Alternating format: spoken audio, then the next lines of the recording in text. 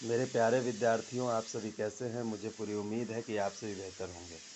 अब सबसे महत्वपूर्ण सवाल है कट ऑफ को लेकर, क्योंकि सीबीटी 1 जो हुआ था आरआरबी एनटीपीसी सीबीटी 1 का, आरआरबी एनटीपीसी का जो सीबीटी 1 हुआ था, वो 35,000 पदों की बहाली के लिए हुआ था और 31 जुलाई को ये परीक्षा की समाप्ति हो गई थी। ठीक है, 31 जुलाई 2021 को। तो जो सीबीटी 1 हुआ था वो कॉमन था, क्योंकि जो सीबीटी 2 होगा और जो सीबीटी 2 में जो बच्चे सेलेक्टेड होंगे तब पोस्ट प्रेफरेंस देखा जाता है और पोस्ट प्रेफरेंस के हिसाब से कट ऑफ डिसाइड होता है। अब सवाल ये है कि सीबीटी 1 में कॉमन कट ऑफ जाएगा या पोस्ट वाइज कट ऑफ जाएगा।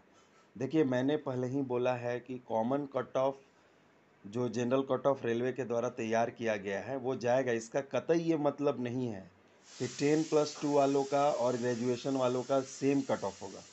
इसको ध्यान से समझने की कोशिश कीजिएगा, आप खुद दिमाग लगाइए कि यदि कॉमन कट ऑफ दोनों में डाल दिया जाएगा और कहीं 10+2 वाले ज़्यादा निकल गए तो जो ग्रेजुएशन वाले हैं, जो स्नातक स्तरीय हैं, क्योंकि वो तो दोनों के लिए एलिजिबल हैं, वो 10 के लिए भी, लेकिन हो सकता है कि वो केवल स्नातक स्तरीय ही मतलब पात्र हों। ऐसे में परेशानी रेलवे को ये होगी कि यदि ज़्यादा कैंडिडेट नहीं आ पाए ग्रेजुएट लेवल पे तो ग्रेजुएट लेवल की पोस्ट जो है खाली रह जाएगी। तो ऐसे में जो पोस्ट वाइज कट ऑफ जाने की ज़्यादा उम्मीद है, लेकिन आप ये ध्यान रखिएगा, ये जो पोस्ट वाइज कट ऑफ जाएगा ये कॉमन ही होगा, यानी कि जो 10+2 वाले हैं उनके लिए अलग कट ऑफ होगा और जो ग्रेजुएट लेवल वाले हैं उनके लिए अलग कट ऑफ होगा। लेकिन ये जो डिस्क्रिमिनेशन या डिफ्रेंसिएशन है, क्योंकि लेवल तो क्वेश्चन का सेम था दोनों का, तो कॉमन कट ऑफ जाना चाहिए।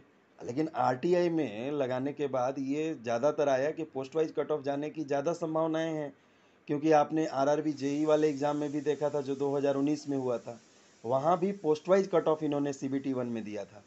तो मेरा कहना ये है कि रेलवे के पास समस्या ये है, क्योंकि सीबीटी 1 के अनुसार तो कॉमन कट ऑफ जाना चाहिए, क्योंकि क्वेश्चन लेवल दोनों का सेम है, लेकिन इसके बावजूद इनकी डिफ़िकल्टी बढ़ जाएगी रेलवे की, क्योंकि जो ग्रेजुएट वाले पोस्ट वाले जो हैं अगर वो कम पड़ गए तो वहाँ पोस्ट खाली हो जाएगी, क्योंकि 10+2 वाले ज़्यादा चले जाएंगे।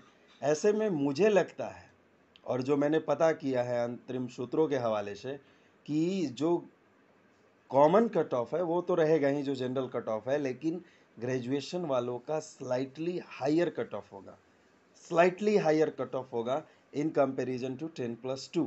अब इसका रीज़न ये भी दिया जा सकता है क्योंकि ग्रेजुएशन वाले हाईली एजुकेटेड हैं और उनकी जो डिग्री है वो हाईली क्वालिफाइड है, और इसीलिए उनका जो भले ही क्वेश्चन लेवल सेम हो, अब सोचिए एक क्वेश्चन दो विद्यार्थियों को दिया गया, जो एक 10+2 लेवल वाले हैं और एक जो स्नातक स्तरीय हैं। ऑब्वियस सी बात है कि स्नातक स्तरीय उस क्वेश्चन को बनाने में ज़्यादा सक्षम होगा। ऐसे में ज़्यादा संभावना ये है कि जो ग्रेजुएट लेवल वाले हैं उनका कट ऑफ जो है थोड़ा सा स्लाइटली हायर जा सकता है, बहुत ज़्यादा हायर नहीं जाएगा, लेकिन दोनों के कट ऑफ जनरल ही होंगे। ये मैं फिर से स्पष्ट आपको कर दूं।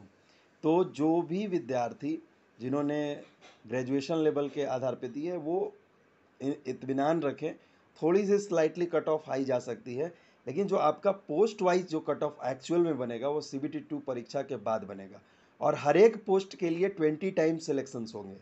ठीक है, हर एक पोस्ट के लिए, चाहे वो 10+2 लेवल हो, लेवल 2 हो, लेवल 3 हो, या फिर ग्रेजुएट लेवल के पोस्ट हो, सभी पोस्ट के लिए 20 टाइम सिलेक्शंस होंगे। उम्मीद करता हूँ कि आपको ये वीडियो पसंद आएगी और ये जानकारी भरी वीडियो होगी। चैनल को ज़रूर सब्सक्राइब, लाइक और शेयर करें। Thank you.